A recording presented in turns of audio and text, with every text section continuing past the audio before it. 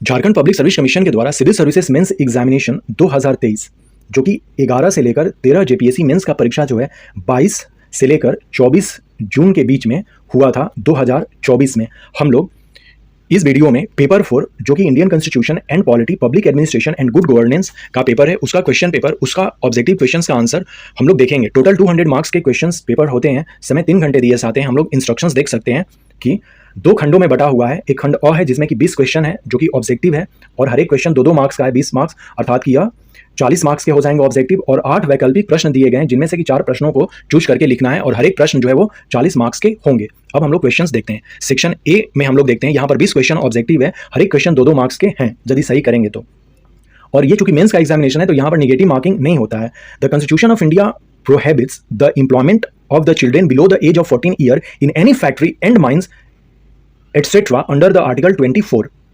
Fundamental right से related यह question है कि भारतीय संविधान के किस अनुच्छेद में 14 वर्ष से कम आयु के बच्चों को कारखानों व खदानों में कार्य करना प्रतिबंधित किया गया है? अनुच्छेद 24, option B is correct answer. How many parts, articles and schedule? तो 22 पार्ट्स थे, 395 आर्टिकल थे और 8 शेड्यूल थे जब हमारा कॉन्स्टिट्यूशन ओरिजिनली हमने अडॉप्ट किया था। तब हमने अडॉप्ट जो है वो 26 नवंबर 1949 को किया था और हमने इसे लागू 26 जनवरी 1950 को किया था। सो करेक्ट आंसर यहाँ पर ऑप्शन ए हो जाएगा। भारतीय संविधान की किस अनुसूची में राज्यों और केंद्र शासित प्रदेशों में राज्यसभा की सीटों का आवंटन किया जाता है? चौथी अनुसूची जो है, 4th शेड्यूल, अर्थात कि यहाँ पर शेड्यूल से भी क्वेश्चंस पूछे जा रहे हैं, तो इसी तरह से क्वेश्चन पूछे जाते हैं मेंस के जो क्वेश्चन होते हैं ऑब्जेक्टिव के। Question number 4, the accounts of union and states are kept in such form is decided by the president of India in consultations with the comptroller and auditor general. ये article 150 के according ये बातें कही गई हैं कि संघ व राज्यों के लेखों के संधारण के प्रपत्रों का निर्धारण राष्ट्रपति किसके मंत्रणा से करते हैं? तो वो नियंत्रण व महालेखा परीक्षक के द्वारा। ये सेक्शन 29A में लिखा गया है रिप्रेजेंटेशन ऑफ पीपल एक्ट में कि भारत का निर्वाचन आयोग राजनीतिक दलों का पंजीकरण करता है, तो किसके अकॉर्डिंग? तो धारा 29A के द्वारा। The President of India can establish inter-state council under Article 263. Question number 7. 42nd Constitutional Amendment Act 1976 of the Constitution of India was carried out on the recommendation of Swarn Singh Committee. Option C correct answer हो जाएगा। At the state level, the contingency fund जो है वो governor के ही बात से होगा। Question number 9. The name for the appointment of the Chief Justice and other judges of Supreme Court of India are recommended by President of India. Bharat के उच्चतम न्यायालय के मुख्य न्यायाधीश तथा अन्य न्यायाधीशों की नियुक्ति हेतु संस्तुति की जाती है। कोलोजियम व्यवस्था के द्वारा नहीं होगा, करेक्ट आंसर भारत के राष्ट्रपति द्वारा ही होगा। Who was the first comptroller and auditor general of India? is correct answer is V. Narahari Rao.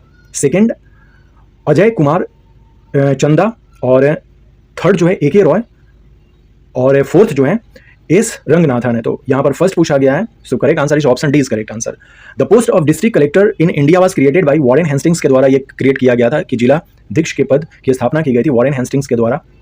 Who suggested that the office of chief secretary should be brought at par with the rank of the secretary to the government of India in 1973? तो इसका सही से answer नहीं मिला, इस question को हम लोग बाद में देखेंगे। क्वेश्चन नंबर 13, लोक प्रशासन के निम्न विचारकों में से किसने लोक प्रशासन व निजी प्रशासन में अंतर का उल्लेख किया था? So correct answer is Herbert Simon. Correct answer is option A is correct answer. NITI Aayog के बारे में पूछा गया है कि यह किस तरह का एक है। इससे पहले वाले एग्जाम में स्टाफ एजेंसी पूछा गया था, तो स्टाफ एजेंसी है। अब यहां पर क्लियर करना होगा कि ऑप्शन सी और ऑप्शन डी तो नहीं है, एग्जीक्यूटिव में है या लाइन में है। तो अभी इसका आंसर हम लोग ऑप्शन बी को कंसीडर करके रखते हैं। इसका आंसर ऑप्शन ए भी हो सकता है, ये अब कमीशन पर डिपेंड करता है। नाउ क्वेश्चन नंबर 15, दूसरे प्रशासनिक सुधार आयोग के कौन से प्रतिवेदन ने भारत में सुशासन की बाधाओं की पहचान की थी? तो ये करेक्ट आंसर है नागरिक केंद्रिक प्रशासन, citizen centric administration. Question number 16, who among the following supported the integral view of public administration? Correct answer is LD. White. Question number 17, which one of following article of the constitution of India provides for the setting of state public service commission? वो UPSC हो या state public service commission हो, article 315 के according हम उसकी स्थापना करते हैं। पोस्ट कॉर्व का जो व्यू है ये गुलिक ने दिया था, ऑप्शन सी करेक्ट आंसर है। कई बार ये क्वेश्चन पूछा गया है। टर्म ब्यूरोक्रेसी ये मैक्स वेबर से रिलेटेड है, ऑप्शन बी करेक्ट आंसर है। National disaster management authority works as an agency of ministry of home affair. Option A correct answer हो जाएगा। नाउ सेक्शन बी, जहां पर कि 8 क्वेश्चंस दिए हुए हैं, 4 क्वेश्चन को अटेम्प्ट करना है, हर एक क्वेश्चन 40 मार्क्स के हैं। Question number 1, discuss the administrative and financial relationship between union and states in Indian federalism. भारतीय संघवाद में संघ तथा राज्यों के मध्य प्रशासनिक व वित्तीय संबंधों की विवेचना कीजिए। Question number 2, The 73rd and 74th constitutional amendment have made the rural and urban local government more effective and significant. Discuss critically. भारतीय संविधान में 73वें व 74वें संशोधनों ने ग्रामीण तथा नगरीय सरकारों को अधिक प्रभावी एवं महत्वपूर्ण बना दिया है। आलोचनात्मक विवेचना कीजिए। Question number 3, Comptroller and Auditor General of India is deemed as the fiscal controller at the central and state levels. Examine the role and relevance of his office.